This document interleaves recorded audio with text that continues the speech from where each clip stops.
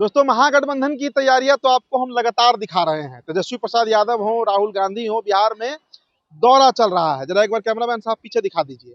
देखिए, ये बरबीघा का मुख्य चौक है और इस चौक पर शाम को 6 बजे राहुल गांधी पहुंचेंगे। अब उसके लिए जबरदस्त तैयारी चल रही है, मतलब जबरदस्त। पूरे कांग्रेस कार्यकर्ता जोश में है। एनडीए में क्या चल रहा है दोस्तों, इस वीडियो में हम हाजिर हुए हैं एनडीए को लेकर एक बड़ी अपडेट जो हमारे पास पहुंची है, जो हम तक आई है, वो आपको हम बताएंगे। एनडीए की सबसे बड़ी जो समस्या इस वक्त बनी हुई है वो सीट शेयरिंग बनी हुई है।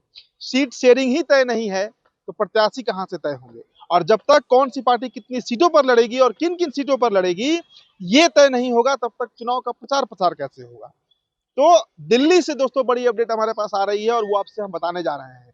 एनडीए में एक नया फॉर्मूला, देखिए हमने आपको पहले फॉर्मूला बताया था लेकिन उस पर बात नहीं बनी। उपेंद्र कुशवाहा भी तैयार नहीं, चिराग भी तैयार नहीं, और कौन सी बड़ी पार्टियां अपने अपने कोटे से सीट देंगी इस पर भी फैसला नहीं हो पाया था। दोस्तों, एक नया फॉर्मूला तय किया गया है और इस फॉर्मूले के तहत ये फर्स्ट फेज है। आगे अभी हो सकता है कि इसमें और डेवलपमेंट हो, लेकिन जो दिल्ली से खबर हम तक आई है एनडीए गठबंधन को लेकर, भारतीय जनता पार्टी और नीतीश कुमार के गठबंधन को लेकर 2020 वाला फॉर्मूला जो है, मतलब जिस ढर्रे पर 2020 में सीट बंटवारा हुआ था उसी ढर्रे पर 2025 में भी सीट बटेगा, इस पर तय हो रहा है। मतलब मामला जो है वो तय हो रहा है, मुहर लग रहा है।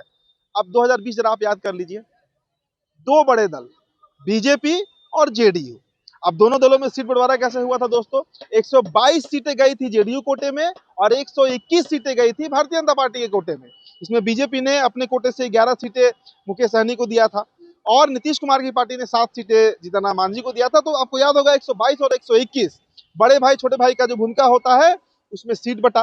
उसी फॉर्मूले पर 2025 में भी 122 सीट जेडीयू कोटे में जा रहा है और 121 सीट जो है वो बीजेपी कोटे में जा रहा है। अब आगे का आप गणित समझ लीजिए, क्योंकि पार्टियां तो दो नहीं है, कई पार्टियां हैं। एक नए मेहमान भी आने वाले हैं, सुने हैं, मुकेश सहनी। बातचीत काफी आगे बढ़ चुका है, मतलब बातचीत इतना आगे बढ़ गया है कि अब हाँ और ना वाली स्थिति में है। भले ही आपको मुकेश सहनी घूमते हुए दिख रहे हैं राहुल गांधी के साथ, लेकिन दिल्ली में उनकी फाइल बहुत आगे बढ़ चुकी है बीजेपी दफ्तर में। मतलब अमित शाह से बातचीत लगातार उनकी हो रही है।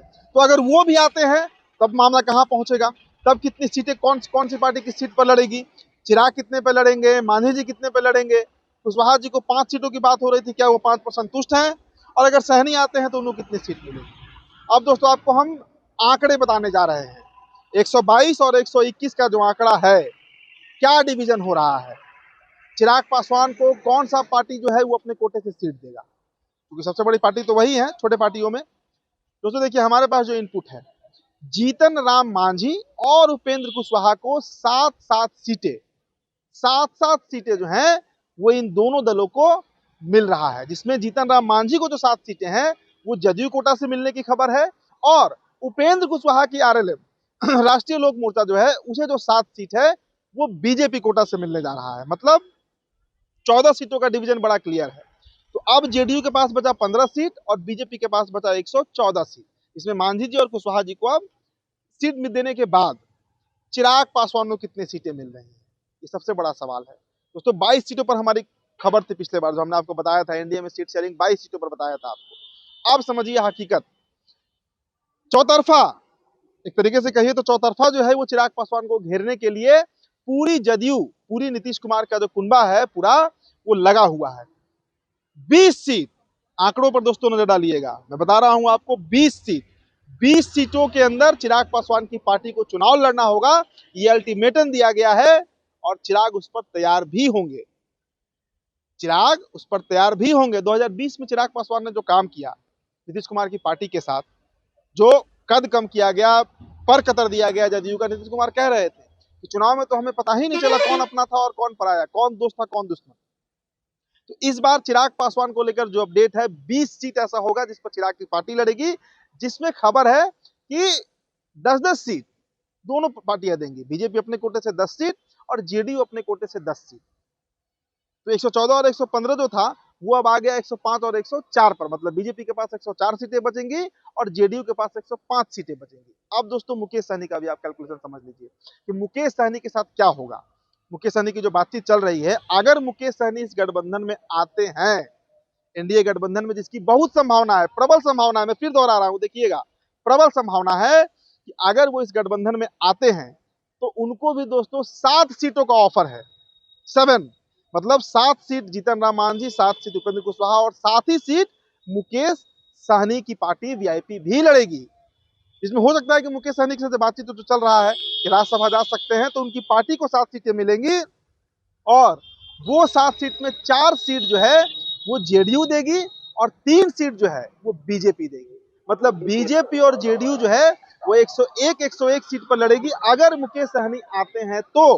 अगर नहीं आते हैं तो 104 सीट पर बीजेपी और 105 सीटों पर जेडीयू चुनाव लड़ेगी। इसके अलावा 7 सीट जीतन राम मांझी, 7 सीट उपेंद्र कुशवाहा और 20 सीटों पर चिराग पासवान को पैक कर देना है। तो ये जो आंकड़े मैंने आपको बताया दोस्तों, इसे आप लॉक कीजिए, क्योंकि ये फाइनल जो है जदयू की जो कोर कमेटी है या यूं कही कि जो बड़े नेता हैं जेडीयू के, उनके और अमित शाह के बीच यही फाइनल हुआ है कि 122 सीट जेडीयू लेगी, 121 सीट बीजेपी लेगी। जेडीयू अपने कोटे से 7 सीट मांझी जी को देगी और 10 सीट चिराग को देगी और बीजेपी अपने कोटे से 7 सीट उपेंद्र कुशवाहा को देगी और 10 सीटें जो हैं वो चिराग पासवान को देगी। और अगर मुकेश सहनी आते हैं तो 3 सीटें बीजेपी और 4 सीटें जदयू देने को तैयार है। अब जदयू को लेकर एक और अपडेट है, थोड़ा सा बता देते हैं आपको। मुकेश सहनी को गठबंधन में लाने के लिए जनता दल यूनाइटेड भी बड़ी आतुर है। वो चाहती है कि मुकेश सहनी भी इस गठबंधन में आए और इस गठबंधन के तहत रहकर चुनाव लड़े। चूंकि निषाद वोटों की बात है, भले ही 2-2.5% वोट शेयर है, लेकिन अगर वो वोट भी अगर एनडीए के साथ जुड़ जाता है मुकेश सहनी के रूप में तो एनडीए जो मजबूती है वो मजबूती और बढ़ सकती है। दोस्तों ये फाइनल कैलकुलेशन मैंने आपको बताया, हमारे पास जो इनपुट आया है ये फर्स्ट फेज है। अब आगे में इस पर जो मोहर लगता है वो अपडेट भी आपको हम देंगे। तो फिलहाल दोस्तों इस रिपोर्ट में इतना ही। मेरा नाम उदित तारण है, द बिहार टॉपर वीडियो आप देख रहे थे। बहुत बहुत शुक्रिया।